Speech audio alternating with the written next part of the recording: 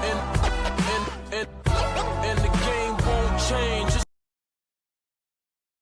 Сайн уу байна. Энэ удаагийн бичлэгээр тайдын гарчиг дээрээс харсанчлан PISA хотод суралцахад ер нь хэдэн төгрөгийн стипенд мөнгө авдаг вэ гэдэг талаар ярих болно. За ямар ч тач PISA хот маань Тоскано мужид харьяалагддаг. Тэгэхээр ерөнхийдөө бол тэтгэлэг хүлээж авахд муж нь бас айгүй чухал. Тэгээд тухайн хот нь том байна уу, жижиг байна уу, ер нь оюутнууд хэрэг байна, гадаад оюутан хэрэг байна гэдгээс хамаарат ер нь бол тэтгэлэг авах байхгүй юу? Бас дээрээс нь хэдэн сард олгогдох вэ? Ер нь яаж олгогдох вэ гэдэг зүйлсүүд маань хамаарна. За ямар ч тач би PISA хотыг бас сонгосон шалтгаануудын маань нэг нь ер нь тэтгэлэг амар сайтай. Тэгээд тэтгэлэг ер нь бол яг цаг тухайд нь өгдөг. Ингээд за бүгдийг нийлүүлж агаад бүр 6 сард өгье мөгий өдр гэдэг тийм юм ерөөсөө байхгүй. Тийм болохоор би ер нь бол PISA хотыг сонгосон байгаамаа. Тэгээд ямар тач Тоскано мужийнхаа тэтгэлгийг хүлээгээд авсан байж байгаа. Тэгээд ерөөхдөө бол би 9 сарын 2-нд аплайдсан. Тэгээд 10 сарын 5-нд би өөрөө Италид ирсэн. Тэгэнгүүт тэр үед аль хэдийн миний тэтгэлэг болцсон байсан. Тэгэхээр ер нь л айгүй хурдан болоод ингээ үйл явц болцсон байгаа гэсэн үг. Тэгэл би эренгүүтээ шууд 10 сарын 1-ээс Менса дээр хоол идэж болно. Тэгэл бүх юмнууд ингээ болоод явцсан байгаа гэсэн үг хэвгүй юу? За тэгээд нөгөө нэг дансанд мөнгө орж ирж штэ тий. Тэнгүүт стипенд би болохоор анх ойлгохдоо 7,000 евро ойролцоогоор юм тэтгэмжтэй гэдээ ойлгохоор шууд миний дансанд 7,000 евро орж ирэх юм байна гэж ойлгосон байхгүй юу? Тэгсэн чинь үгүй байсан бэлээ. Би одоо ингээд шийтэн дээр бичсэн байгаа. Яг хэдэн сарын хэдэнд яг хэдэн төгрөг орж ирсэн гэ бүр ингээд центтэй хүртэл ингээд бичсэн байгаа. Тэгэхээр би тайдад энийг хэлээд яагаад 7,000 орж ирээгүй вэ гэдгийг тайлбарлана. За ямар ч тач штэ тий. Би 11 сарын 14-нд 777 евро 60 цент хүлээж авсан байгаа байхгүй юу? За тэгэнгүүт энэ нь болохоор нийт тэтгэлгийн 20%. За тэгэнгүүт 11 сарын дараа 12 сард нь нийт тэтгэлгийн 30% гээд яг нийт 50% нь ингээд 11 12 сард хуваагаад ороод ирнэ. Тэгээд үлдсэн 50% нь болохоор 6 сард орж ирдэг гэдэг ийм тогтолцоотой юм байна лээ. За тэгээд би болохоор 12 сарын 10-нд 1166 евро 40 цент авсан байна. За энэ хоёр мөнгө болохоор ингээд нийлүүлээд 1944 евро болж байна. Тэгэхээр 50% нь 1944 евро юм чинь 100% нь 3888 юм байна гэж би бол ойлгоод байгаа юм. Тэгэхээр би 6 сард бас 1944-ыг аваад тэгээд нийт миний бүтэн жил ингээд энэ Итали сурж байгаа гэдэг статусаараа энэ мөнгийг авдаг гэсэн үг. Тэг ингээд бодоод үзэхэд юу нөгөө нэг 7,000 байгаа зү ингээд 3888 амар баг ингээд тал мөнгө нагаад байгаа. Тэгээ би яагаад ингэж юм болчихвоо гэж бодохгүй юу тэгсэн чинь ингэдэм байна. Нөгөө нэг бидэд чинь Менса буюу одоо нөгөө нэг сургуулийн газрын одоо нэг цайны газар байгаа шүү дээ. Менса кантин гэж бас байгаа тий. Тэрнээс нөгөө бид нэр өдөр болгон хоол авч идэж байгаа. Өдөр болон оройны хоол үнгүйдэг байхгүй өдөрт 2 хоол идэнэ. Тэгээ зөвхөн хагасанд нь ажилдаггүй. Хагасны оройны хоол ажилдаггүй. Тэгээл нэгтгэс 7 одоо бүтэнсээ хүртэл одоо ингээд өдөр болгон хоол идэнэ гэсэн үг. Тэр нь бол айгуу дайчгүй байгаа байхгүй юу? Тэгээд тэр мөнгө нь хасагддаг юм байна гэж би бол ойлгосон. Тэгээд иймэрхүү мөнгө авч байгаа. Тэгэхээр энэ дээр магадгүй ингээд дахиад нэг 3,000 евро нэмэгдээд тэгээ нэг 6,800 ч юм уу хүлээж авдаг байгаа хгүй. Тэнгүүт тэр үлдсэн 3,000 надаас ингээд суутахад авцсан үлдсэн мөнгө байгаа штэ. Тэр нь ингээд хоолны мөнгө юм байна гэж би бол ойлгож байгаа. Тэгээд яг гар дээр маа гэд өгж байгаа ингээд чиний данс руу орж байгаа мөнгө чинь 3,888 евро болж байна гэсэн үг. За тэгээд энэ дээр бас дээрэс нэг юм хэлэхэд ирчээд хүүхдүүд яг ямархуу банк нээх вэ? Тэгээд стипендийг хэрхэн хүлээж авах вэ гэдэг дээр жоохон төөрөөд идэг юм байна лээ. Тэгэхээр би тайдад хэлье. Ямар тач тайд нөгөө нэг дисүү ч юм уу ямар нэгэн мужийнхаа нөгөө нэг тэтгэлэг рүү аплайдсан байгаа шүү дээ. Тэн дээр угаасаа IBAN гэ байгаа. Тэгээд IBAN-а угаасаа ингээд чи банк нийлүүлчих юм бол тэндээ хийнэ. Тэгээд зүгээр л банкны одоо нэг дансны дугаар гэж байдаг шүү дээ. Дансны дугаараа бичээд тэгээд өөрийнхөө нэрийг бичээд тэг ямар нэртэй банк байж хүлээ тэрийг бичээл болоо заяа. Өөр ямар ч юм байхгүй. Тэгээ би ингээд гайхчихсан заяа. Зүгээр л ингээд дугаараа бичээл болоо мó. Ингээд энийг яг орж ирэх үү гэдэг би яаж мэдхүү гэж жоох юм сони эргэлжчихсэн заяа.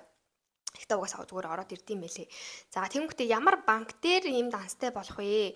Тэгэд ингээд заавалтай банк байх хэвээр мó, яах хэвээр их хэвээр ингээд ирчээ дахиад хүүхдүүд ингээд жоохон төөрдөг юм байна лээ. Би бас тэгсэн заяа. Би болохоор эренгүүтээ Wise нисэн.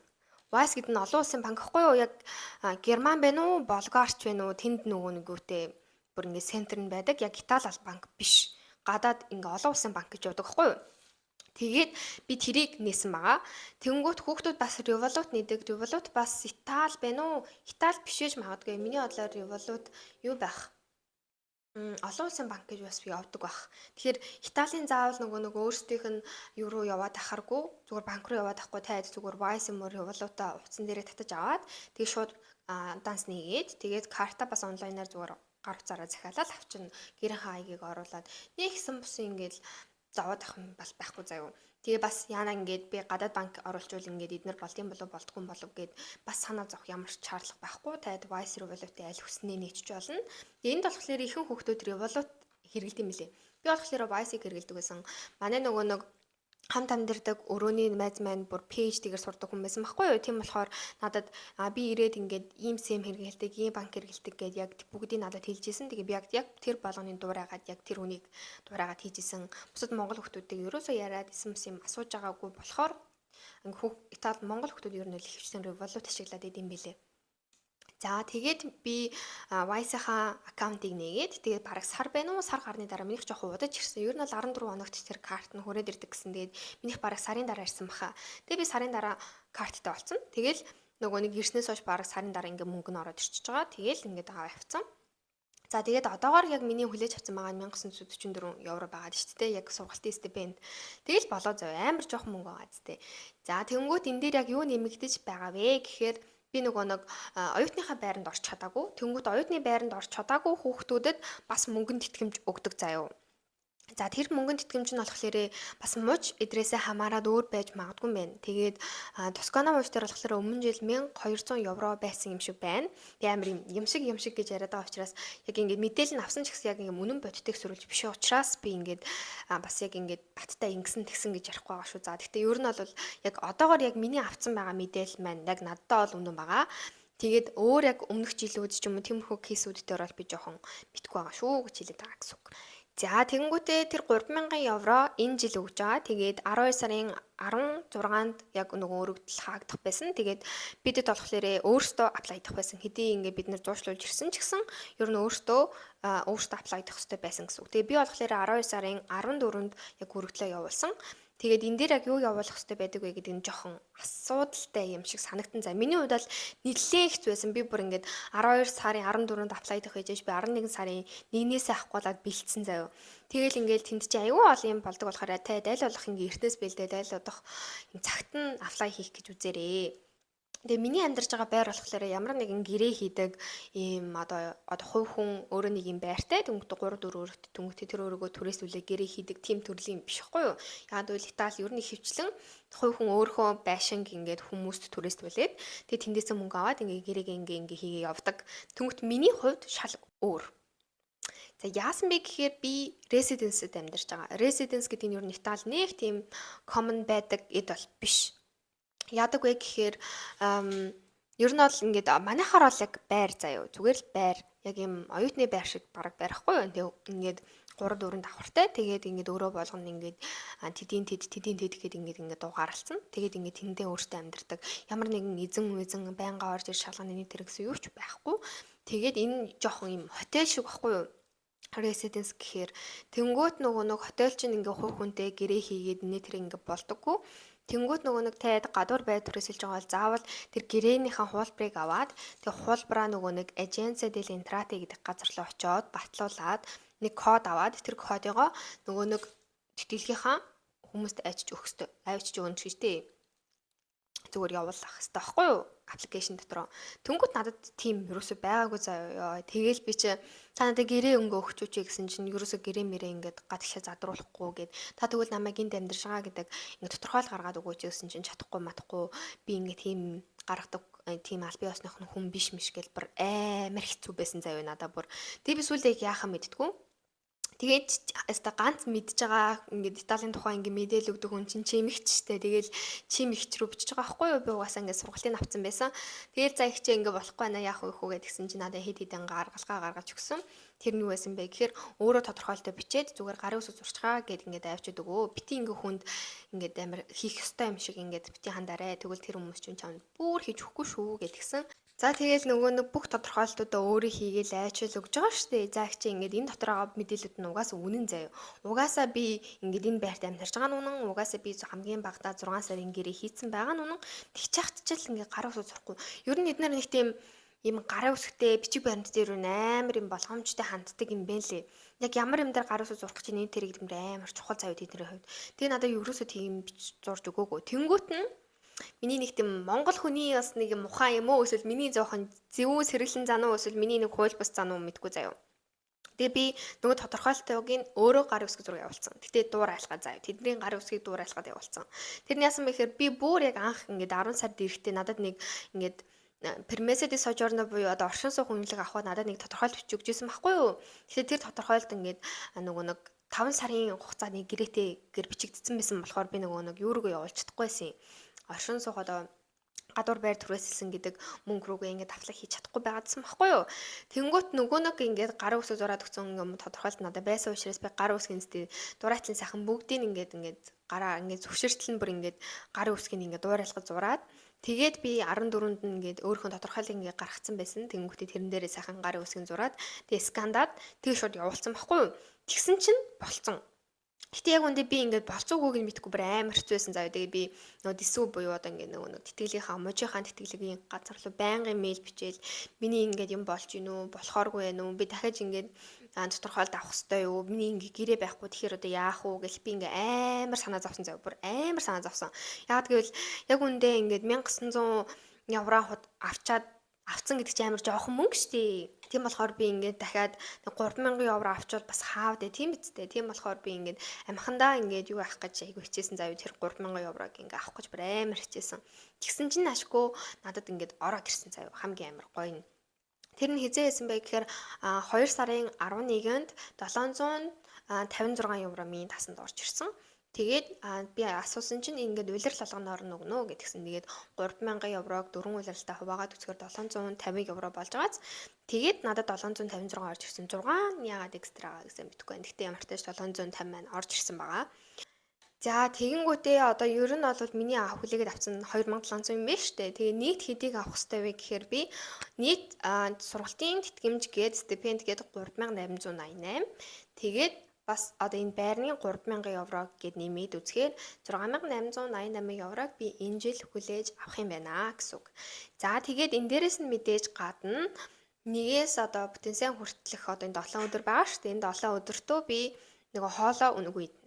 За тэгээд ингээд бодоод үзэхээр ер нь л айгүй гайгүй worth байгааз. Гэтэ яг хөө ингээд зарлагтайгаа харьцуулбал энэ мөнгө бол ер нь бол хүрэхгүй заяа. За би дараагийн бичлэгээрээ ер нь бол ингээд Писа хотод амьдрах ер нь хэр зарлагтай байдаг вэ гэдэг бичлэг хийх гэж байгаа. Тэгэхээр тэр бичлэгийг таад үзээ. Тэгээд энэ стипенд авсан мөнгөтэй ингээд харьцуулаад үзэх юм бол ер нь бол миний авж байгаа мөнгө хүрэхгүй гэдгийг таад угаасаа ингээд ойлгон заяа. За тэгээ ямар тааш би яг одоогийн байдлаар нэг 2700 тэгээ нийтдээ нэг 6888-ыг авах хэрэгтэй байх нэ. За тэгээд хамгийн амар гоё юм нь яг цаг хугацаанд орж ирдэг. Гэрчний дараа ингээд мөнгөд нь ороод ирчихэж байгаа болохоор би ингээд бас яг одоохондоо гэрийнхэнтэйгээ ингээд холбогдоод за одоо надад би ингээд мөнгөгүй болчихлоо байрны мөнгө ингээд төлөх хэрэгтэй нэ тэр гэдэг асуудал одоохондоо бол гарч ирээг байна. Гэтэ яг тэр бол хүнээсээ л хамаарах юм шиг байна. Бас дээрэс нь миний байр чинь өөрөө 360 евро байсан. Одоо өөрчлөгдөө 450 болж байгаа. Тэгээд би өөр байранд орох гэж байгаа байхгүй юу? За тэгэнгүүтээ бас дээрэс нь миний нөгөө нэг депозит мөнгө маань 700, 900, 800 хэдэн евро дэр гэдэг бусад хүүхдүүд их шиг биш. Ягаад бол бусад хүүхдүүдийн байр одоо ингээд 400 евро байлаа гэхэд нэг сарынхаа эсвэл 2 сарын барьцааны мөнгө өгөн заяа. Тэнгүүт 400 өгөх юм уу 800 өгөх юм уу мэдгүй ингээд өгнө. Тэнгүүтээ тэрэд өөртөө ингээд байр олж чадахгүй байсан учраас эйженси дээр очиод эйженсигээр олуулсан байхгүй юу? Тэнгүүт эйженсийн дандаа нэг сарын мөнгөнд авдаг. Тэнгүүт тэр хүүхдүүд 400 еврогийн байранд ингээд орох байсан бол 400 тэгсээ ингээд барьцааны 2 саягийн 2 саргийн 800 тэгээд эйженсидэд дахиад 400 гэд үзэхээр ингээд 1600 евро нэг дор ингээд төлөх хэрэгтэй болчихж байгаа байхгүй юу? Тэнгүүд нөгөө нэг тэтгэлгээр авсан 1900 евро чинь тэгэл тэр мөнгөнд ингээд яваад өгч байгаа зү. Миний хувьд болохоор би сар болгон зүгээр 360 төлдөг. Тэгээд депозит анх орохдоо 75 евро төлсөн байсан. Ингээл болоо надад өөр исэн бусын төлөөд авах юм байгаагүй учраас над дээр бас мөнгөө ингээд менеж хийхэд ер нь айгу амар байсан надад. Миний хувьд бол за тэгээд ер нь бол яг байрнаасаа л ер нь хамаардаг. Хэрвээ чи ингээд айгүй юм гайгүй байранд орсон болвол ер нь бол мөнгөө ингээд менеж хийгээ явахд хангалттай. Эсвэл жоохон үнэтэй одоо наад чиг одоо би 450 байранд орох гэж байгаа гэдэг чинь тэ. тийм байранд орох гэж байгаа бол ер нь бол хүрэхгүй. Яагаад гэвэл чи 3,000 евро хүлээж авч штэ. Тэнгүүт тэр 3,000 евро чинь ер нь бол 10 сард хуваагаад нэг сарын 300 еврогоор амьдраарай гэж өгч байгаа гэсэн. Тэнгүүт би 450-аар амьдарч ийн гэхээр 150 евро илүү гарах гэдэг тий. Тэгэхээр би тэр 150 еврогоо олох хэрэгтэй болж байна гэдэг ч юм уу. Нэг тиймэрхүү байдлаар бодно. Гэхдээ яг үндэ ингээд хараад үзэхээр ер нь л яагаад ч хүрэхгүй заяа. Гэтэ босод мужиг бодвол бүр хангалттай гоё байгаа. Ягаад гэвэл зарим мужууд бүр өгөхгүй байгаа. Ингээд санхүүжилт нь хөрсөнгөө дараа жил өгье, 6 сард өгье, бүр дараа жилийнхэн стипенд дээр нэмээд өгье гэдэг ч юм уу те. Тиймэрхүү юмнууд бол амар их сонсогдож байгаа заяа. Тэгээ хүүхдүүд энэ дээр бүр амар айж байгаа юм шиг байлээ. Тэгээ би болохоор бас ямар азар писад ирсэн дээ. Ямар азар яг писаг юм тэтгэлгийн аштайхан өгчдөг гэж сонсоод ирсэн учраас, судлаад ирсэн учраас би ингээд бас тэрэндээ жоохон баярлж байгаа. Тэгэхгүй бол ирснээс хойш байнгын эцэг ихээсээ ингээд сар болгон 3-4 сая ингээд аваад явах боломжгүй шүү дээ хэдүүлээ. Тийм учраас ер нь бол бас ер нь дайчгүй. Тэгээд гол нь хэдүүлээ энэ тэтгэлгийг хадгалаад явахгүй болвол дараа жил нь хэдүүлээ тэтгэлгийн алдан тэтгэлгийн алтхаас гадна бас төлөх хэрэгтэй болчихно. Тэгэхээр бүр амар их мөнгө төлнө гэсэн үг байхгүй юу? Одоо миний хүлээж авч байгаа мөнгө 6800 дээрээ нэмэгдээд айгүй бол хоолны мөнгө гэх 3-4 мянга нэмэгдчих юм бол одоо бүр хэдэн төгрөгч болох юм те. За мэдгүй за 10,000 евро болъё гэж бодоход хэдүүлээ 10,000 еврогоо төлчөөд тэгээд хэрвээ үргэлжлүүл сурмаар байвал өөртөө дахиад нөгөө нэг үлдсэн мөнгөө төлөх хэрэгтэй болчих штеп. Тэнгүүт үнэхээр тийм мөнгөгүй хүмүүс бол тэгээд Монгол руугаа нэг жилэндээ сураад өөртөө бол буцна гэсэн үг.